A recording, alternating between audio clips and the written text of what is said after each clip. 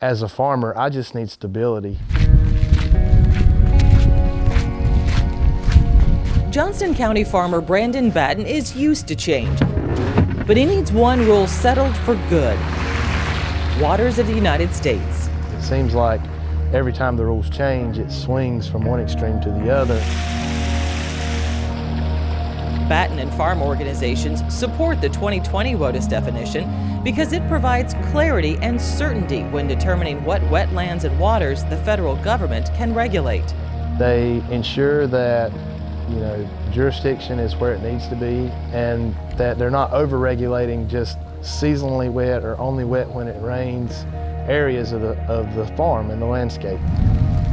The EPA, though, has already proposed a repeal of that rule, which would greatly impact what Batten or other farmers and citizens do on their land or pasture after a significant rainfall. So for example, like we have those drainage ditches, and every year we maintain them, we mow the brush and keep them cleaned out so the water can drain and flow. And should they become jurisdictional waters, that process will be at least a permitted process, if not prohibited. So now, instead of just being able to clean out the ditches and maintain the drainage, I'll either have to have a lawyer to help me file for a permit and get bogged down in that bureaucratic process.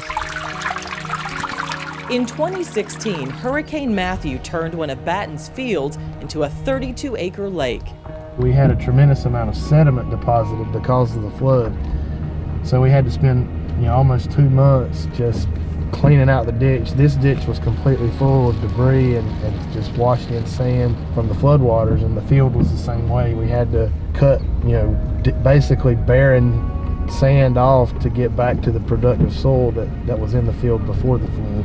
All of that would not be allowed under, without permitting, under should the WOTUS rules swing back too far. Batten says with different regulations in place, he also would have had to delay the next season's crop.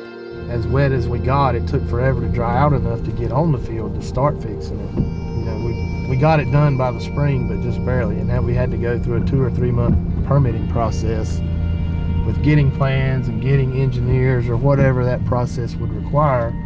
Then we wouldn't have been able to get it completed by planting season. Compounded with the crop you just lost because of the flood. So now you're talking about losing 2 crops because you lost the crop you had in the field, plus you're not going to be able to plant the next one because being able to fix your field is held up in regulatory, burden, bureaucratic process. Batten needs to make a living. He needs his water and land protected to preserve it for the next generation. But he also needs stability from the federal government.